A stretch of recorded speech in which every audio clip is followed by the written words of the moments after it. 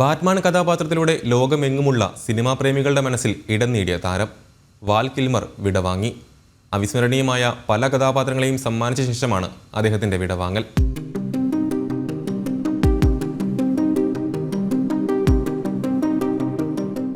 ലോകപ്രശസ്തനായ Hollywood നടനാണ് വാൽ Kilmar.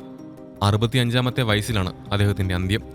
Pneumonia ബാധിച്ചാണ് മരണമെന്ന് അദ്ദേഹത്തിൻ്റെ മകൾ മെഴ്സിഡസ് കിൽമർ അറിയിച്ചു.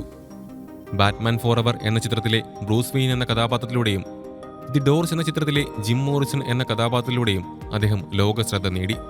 ചൊവ്വാഴ്ച രാത്രി ലോസ് ആഞ്ചൽസിലായിരുന്നു അന്ത്യം. ലോസ് ആഞ്ചൽസിൽ ജനിച്ച കിൽമർ ചാൻസ്വർത്തിലാണ് വളർന്നത്. ഹോളിവുഡ് പ്രൊഫഷണൽ സ്കൂളിലും ജൂലിയാർഡ് സ്കൂളിലുമായി പഠനം പൂർത്തിയാക്കി.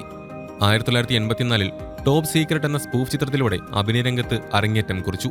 86-ൽ ടോപ്പ് ഗൺ എന്ന ചിത്രത്തിൽ സഹനടനായി അഭിനയിച്ചതോടെയാണ് അദ്ദേഹം ശ്രദ്ധേയനായത്. 91-ൽ പുറത്തിറങ്ങിയ ദി ഡോർസ് എന്ന സിനിമയിൽ അവതരിപ്പിച്ച മോറിസൺ എന്ന കഥാപാത്രം അദ്ദേഹത്തിന്റെ അഭിനയ ജീവിതത്തിലെ ഏറ്റവും അവിസ്മരണീയമായ വേഷങ്ങളിലൊന്നാണ്.